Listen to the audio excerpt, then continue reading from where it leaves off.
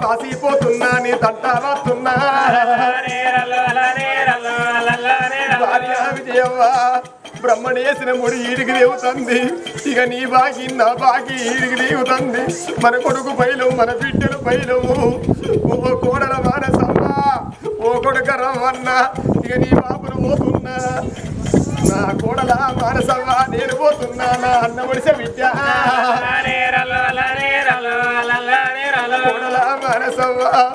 మీ అత్త పైన ముసలులకు రేషం పెద్దదే విద్యో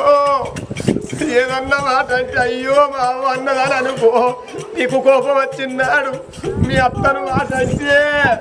మీ అత్త విజయవ్వ నా కోడలికి ఈ మాట అన్నదని నా కోడల కాడికి వచ్చి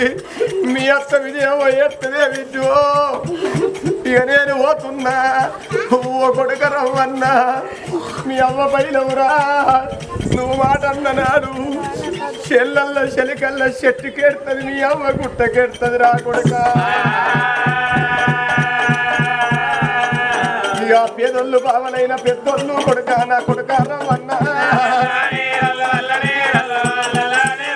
కొడల మానసమ్మ నా బిడ్డరేనవ్వా నీ ఇంటికత్తే నువ్వు పెట్టకున్నా పొయ్యకున్నా ఎప్పుడు వచ్చినావు ఆడి బిడ్డ ఇక రేనవ్వాలి మందలిచ్చి మంచినిచ్చి అంటే చాలా బిడ్డ అందరినీ వాచింటూ అవతల పడ్డాడు సక్కాటి సత్తన్నా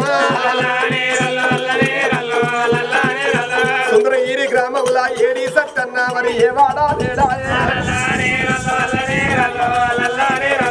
పూలెన్నో ముడిచినాడు పూజే కందిండు సక్కాటి సత్తన్నా పూలెన్నో కోసినాడు పూజే కందిండు సక్కాటి సత్తన్నా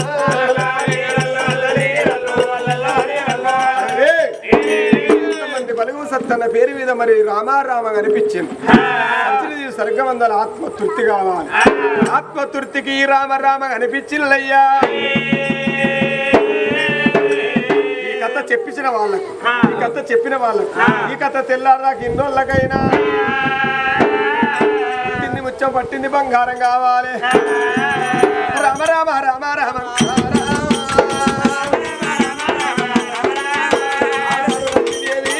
తల్లిదండ్రి వచ్చింది అయ్యో విద్య పైలమని విద్య ఒడిలో తల పెట్టిండు కన్న తండ్రి పులకంగి రాదు విద్య నేను చచ్చిపోతాను